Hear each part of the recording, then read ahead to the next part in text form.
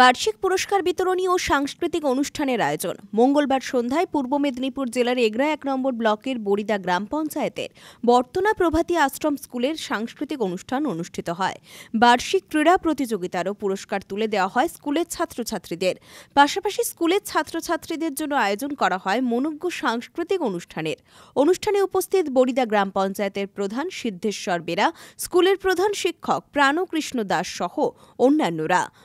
প্রতি বছরের মতো এবছর ২০২৫ শিক্ষাবর্ষে আমাদের যে ক্রীড়া প্রতিযোগিতা এবং সাংস্কৃতিক প্রতিযোগিতা হয়েছিল তার পুরস্কার বিতরণী, সেই সঙ্গে ছাত্রছাত্রীদের দ্বারা পরিবেশিত মনোজ্ঞ সাংস্কৃতিক অনুষ্ঠান। এবং এই অনুষ্ঠানটা সম্পূর্ণ যে প্রশিক্ষণ দিয়েছেন আমাদের বিদ্যালয়ের শিক্ষক শিক্ষিকা শিক্ষাকর্মীবৃন্দ। ছাত্রছাত্রীদের কী বলবেন? ছাত্রছাত্রীদের কী বলবেন? ছাত্রছাত্রীদের বলছি একটা কথা অনুষ্ঠানের আগে বলেছি, শিক্ষার সঙ্গে সংস্কৃতির মেলবন্ধন না ঘটলে প্রকৃত মানুষ হওয়া যায় না। শিক্ষা সংস্কৃতি ওতপ্রোতভাবে জড়িত।